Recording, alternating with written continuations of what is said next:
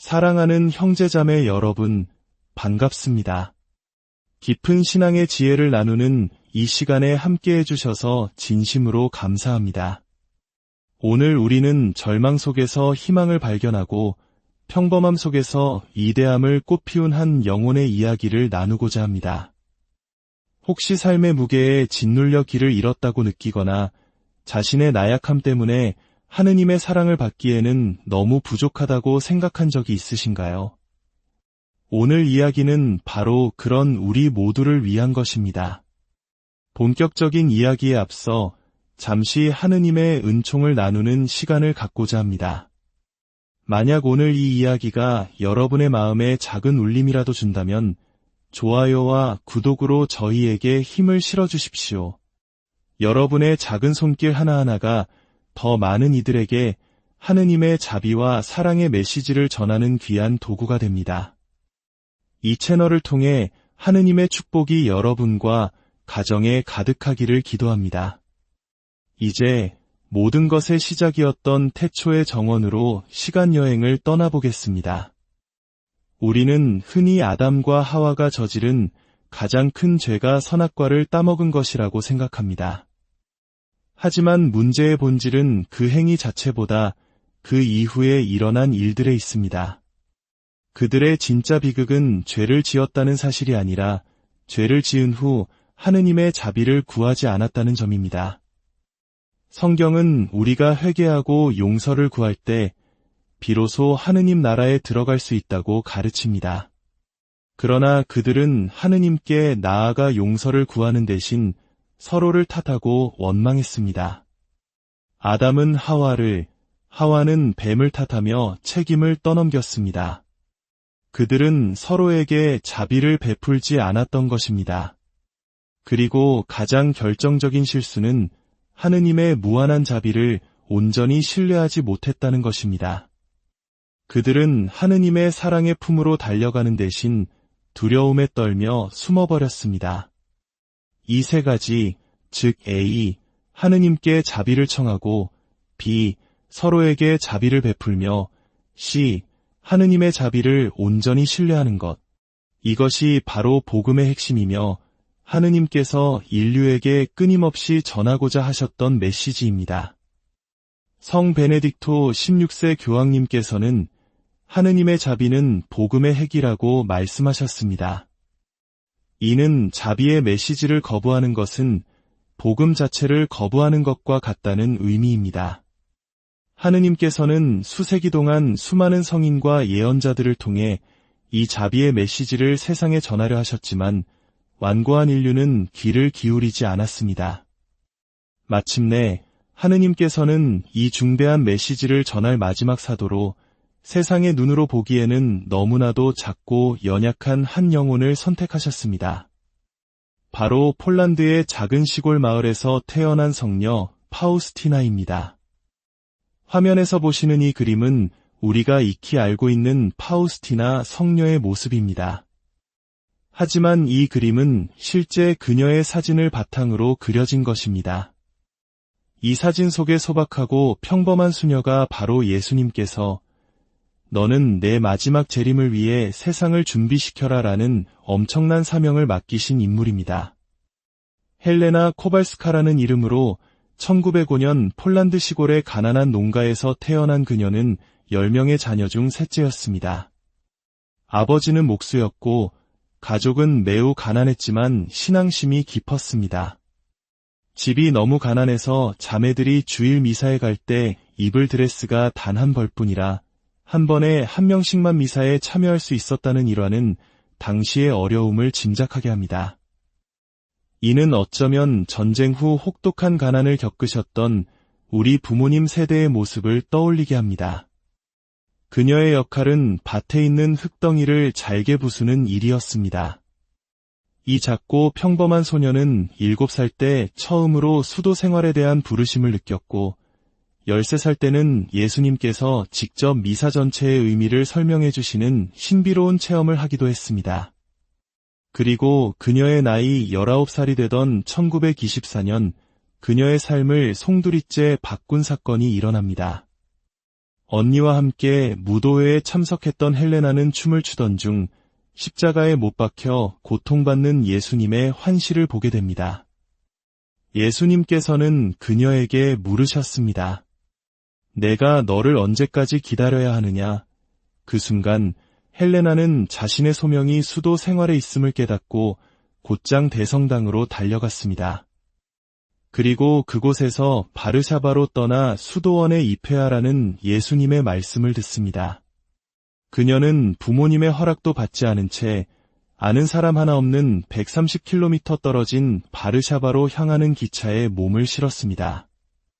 오직 예수님에 대한 절대적인 신뢰 하나만 가지고서 말입니다. 바르샤바에 도착한 그녀는 보이는 첫 성당에 들어가 미사를 봉헌했습니다.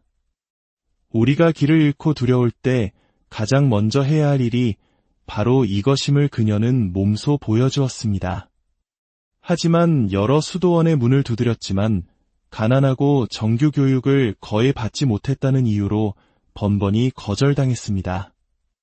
우리는 하녀를 받지 않습니다. 라는 차가운 말을 들어야 했습니다. 수주간의 노력 끝에 마침내 자비의 성모수녀회의 원장 수녀님이 그녀에게 기회를 주었습니다.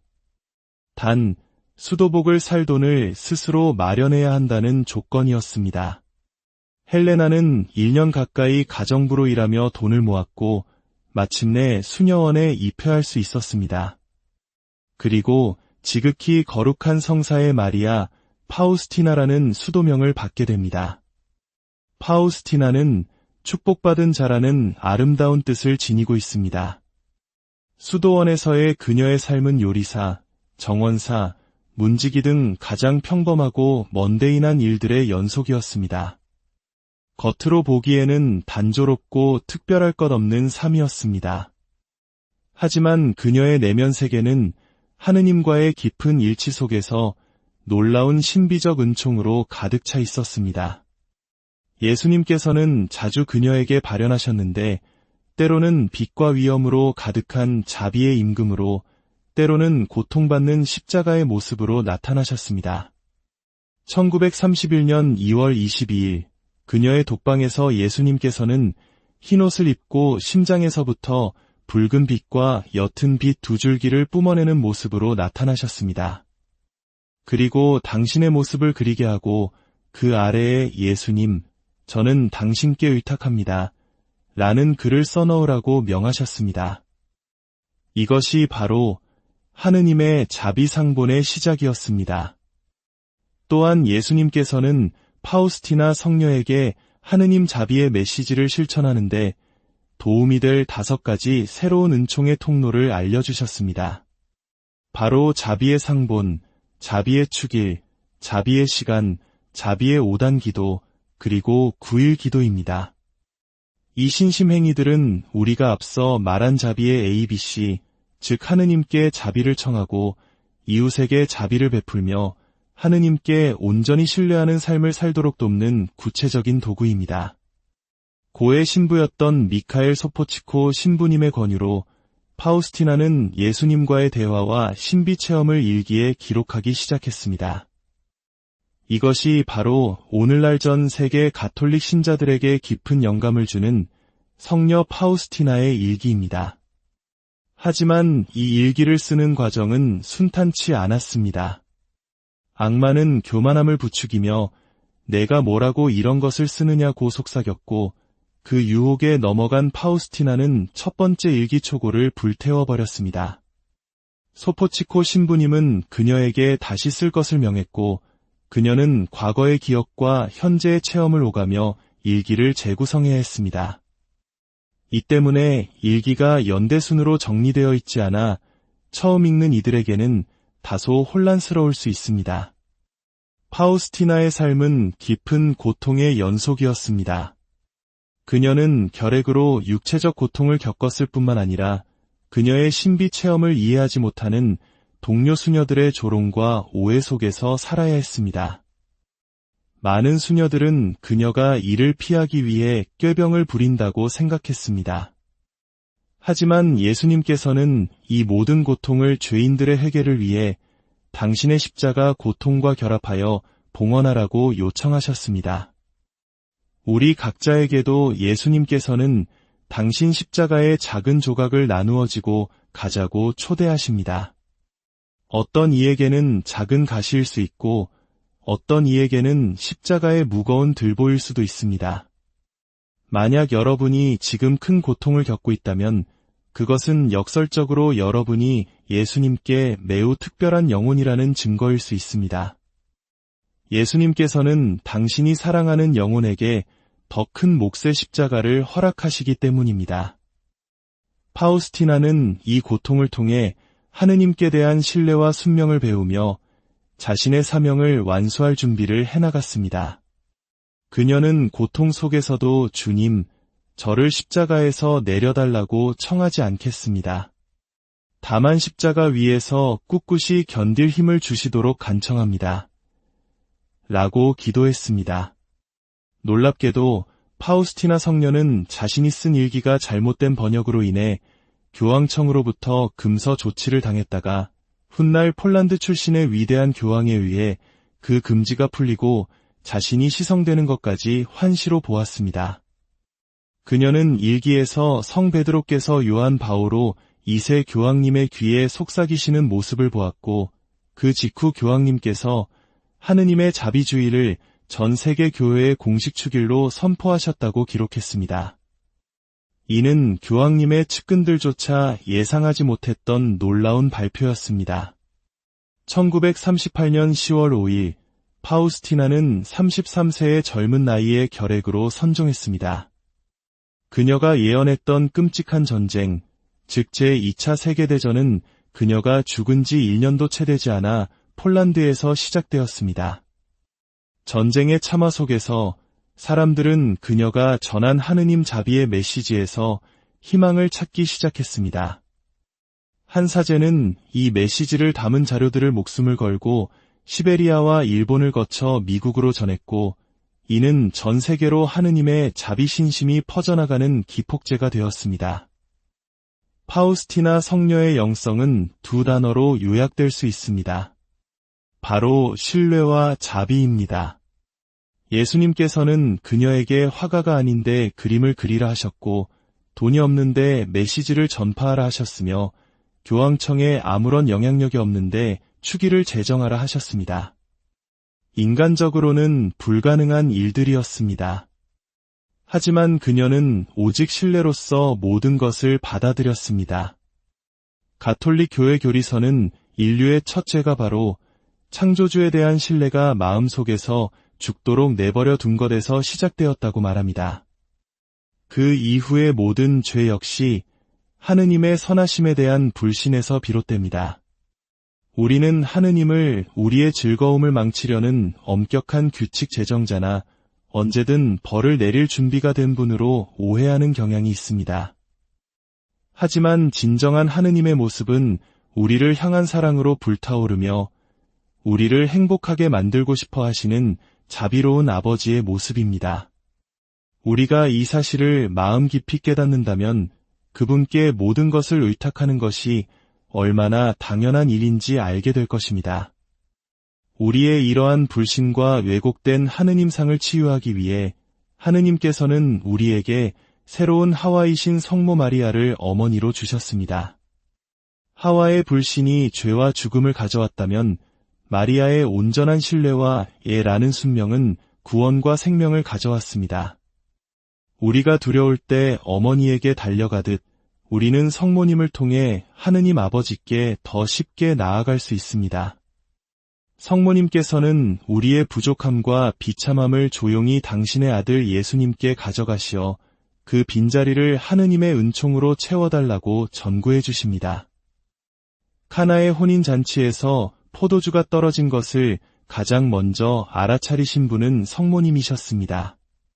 성모님께서는 그 부부의 부족함을 공개적으로 망신주지 않으시고 조용히 예수님께 포도주가 없구나 하고 말씀드렸습니다.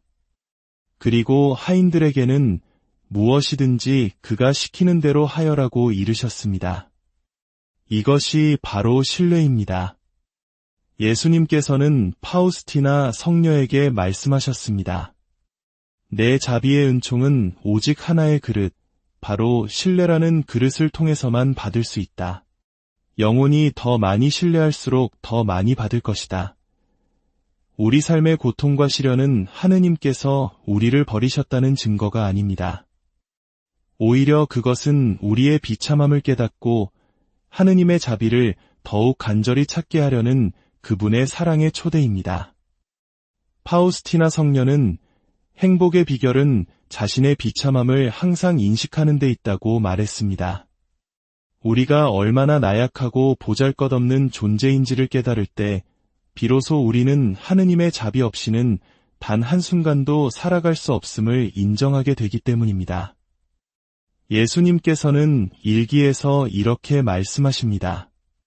내 딸아, 영혼의 비참함이 클수록 내 자비를 받을 권리도 더 크다는 것을 기록하여라. 모든 영혼에게 내 자비의 심연을 신뢰하라고 권하여라. 나는 모든 일을 구원하고 싶기 때문이다. 이 얼마나 희망의 참 말씀입니까? 우리의 죄가 아무리 많고 우리의 비참함이 아무리 깊다 해도 그것은 하느님의 자비를 가로막는 장애물이 아니라 오히려 자비를 불러일으키는 권리가 된다는 것입니다. 세상의 모든 모래알보다 더 많은 죄를 지었을지라도 그 모든 죄는 하느님의 무한한 자비의 바다에 던져진 물 한 방울에 지나지 않습니다. 한 번은 파우스티나가 예수님께 주님, 저는 당신께 모든 것을 드렸습니다. 라고 말씀드렸습니다.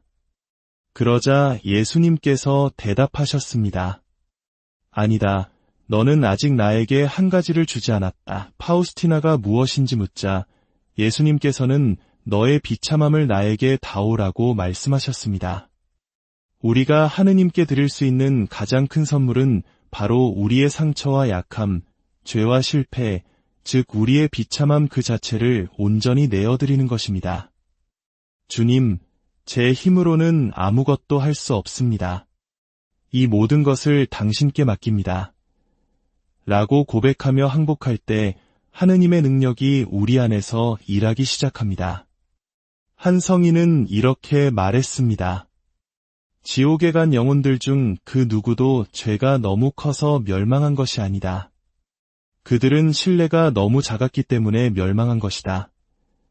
사랑하는 형제자매 여러분, 오늘 우리는 성녀 파우스티나의 삶을 통해 하느님 자비의 깊고 넓은 바다를 잠시 엿보았습니다.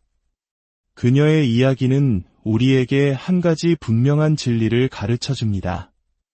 우리에게 필요한 것은 더 위대한 업적이나 완벽함이 아니라 어린아이와 같은 순수한 신뢰라는 것을 말입니다.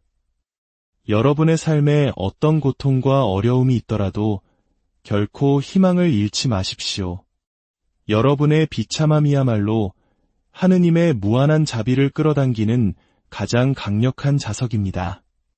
두려워하지 말고 그분의 품으로 달려가십시오. 그리고 이렇게 기도하십시오.